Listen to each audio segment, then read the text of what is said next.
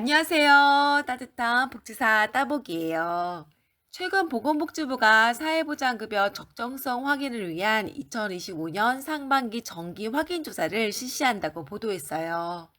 그래서 4월 1일부터 6월 30일까지 3개월간 기초수급제를 비롯한 기초연금, 장애인연금, 차상위 계층, 그러니까 차상위 장애수당, 차상위 자활, 차상위 본인부담경감, 차상위 자산형성지원, 차상위 계층 확인, 그리고 한부모 가족 지원, 타법 의료급여, 초중고 교육비 지원 등의 혜택을 받는 대상자와 부양의무자의 소득과 재산 등을 조사하겠다고 했죠.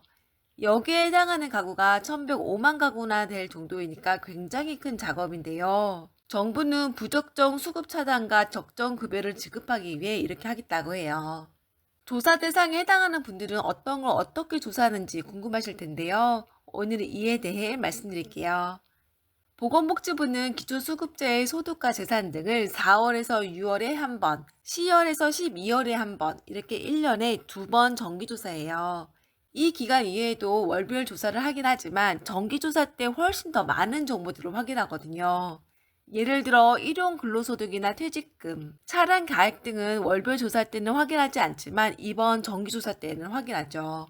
그래서 이때 수급제에서 탈락하시는 분들이 계시기도 해요. 이번에 조사하는 수급자분의 소득과 재산 정보는 지금 보시는 표처럼 총 68종이에요. 굉장히 많게 느껴지는데요. 정보 내용에 따라 나에게 해당하는 것도 있고 해당하지 않는 것도 있어요. 그럼 어떤 게 있는지 한번 볼게요. 우선 정보를 입수하는 기관 수는 총 21개예요. 이 중 20개가 근로복지공단, 한국고용정보원, 국가보훈부, 교통안전공단과 같은 공공기관이에요. 나머지 1개는 금융기관인데 이 안에 141개의 기관이 있어요. 우리나라에 이렇게 금융기관이 많았나 싶은데요. 보건복지부에서는 금융재산 조사를 더 고도화하겠다면서 지난해 이들 기관들과 협약하기도 했었죠. 어쨌든 그래서 이번 확인조사 때 141개의 금융기관, 20개의 공공기관으로부터 소득재산 정보 68종을 입수하는데요. 산재보험급여, 일용근로소득, 고용보험, 산재보험 월평균 보수금액, 실업급여, 퇴직금, 장애인 임금내역, 사학 군인 퇴직연금급여, 재직자 기여금, 보훈대상자 명예수당과 보상급여, 자동차 등록원부, 차량 기준가액, 건축물 대장, 토지 임야 대장, 공시지가, 전월세 거래 정보, 임대 임차인 정보, 휴폐업 사실증명, 사업자 등록증명, 사업자 등록정보, 임차보증금, 종합소득, 근로장려금, 주식변동 상환명세서, 증권거래 과세표준 신고, 기본형 공익직불금, 농지연금, 의료보험 만성질환 의료비, 노후긴급자금, 재산세 등을 봐요. 참고로 여기서 밑줄 친 부분은 월별 조사 때도 확인해요. 그래서 이번에만 특별히 따로 보는 게 아니죠. 여기 보시면 금융기관에서 보는 금융재산 정보도 있어요. 굉장히 뭉뚱그려서 나와 있는데요. 여기에서 말하는 금융정보는 예금, 적금, 증권, 보험 등을 말해요.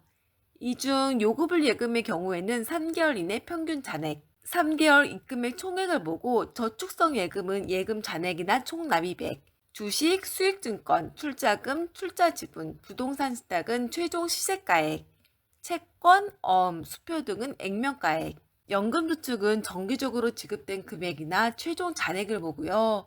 금융재산에서 생긴 이자와 배당까지도 봐요.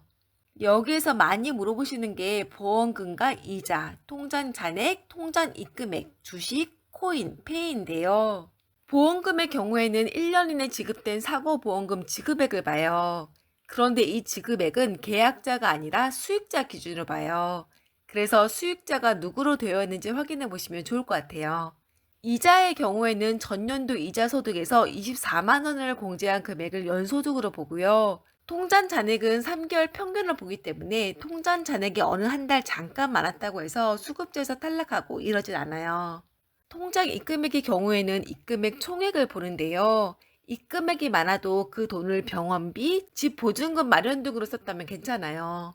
또 주식은 최종 시세가액으로 봐요. 예를 들어 내가 100만 원어치 주식을 샀는데 조사했을 때 주식이 올라서 150만 원이었다 한다면 150만 원을 금융자산으로 보는 거죠. 다음 코인 같은 경우에는 아직 금융자산으로 보고 있지는 않아요. 코인도 2027년부터는 과세된다고 하니까 이것도 조만간 재산으로 보지 않을까 하는 생각이 들고요. 카카오페이, 네이버 페이와 같은 각종 페이들도 아직까진 금융재산으로 보고 있진 않아요. 이게 특성상 큰 돈을 넣기 힘든 구조라서 이걸로 재산을 은닉하겠다 이러는 분들은 안 계실 것 같긴 한데요. 혹시나 진짜 재산을 은닉한 목적으로 페이를 사용했다가 나중에 발견되면 중점관리 대상자나 부정수급자로 구분될 수 있다는 점 참고해주세요. 지금까지 제가 정부가 수급자의 어떤 정보들을 확인하는지 말씀드렸어요. 정부는 조사를 시작하기 전에 시스템을 먼저 정비하겠다고 해요. 그래서 소득과 재산 자료를 현행화, 그러니까 정보를 최신 것으로 업데이트하고 수급 변동 대상을 확인하겠다고 하는데요. 이 기간이 3월 27일 저녁 7시부터 4월 1일 오전 8시까지예요. 그래서 이때에는 수급자 신청 접수, 조사 결정 업무를 하기 어렵다는 점 참고하시면 좋을 것 같네요. 혹시나 이번 조사 때문에 수급비가 줄거나 수급제에서 탈락하신 분 계시다면 우선 적극적으로 소명해 보시고요. 소명이 힘드시다면 차상이나 긴급복지, 통합사례관리와 같은 제도를 이용할 수 있는지도 알아보시면 좋을 것 같아요.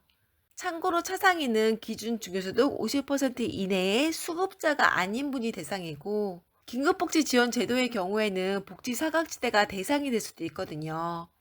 또 희망복지지원단 통합사례관리 사업의 주 대상이 기초수급 탈락자예요.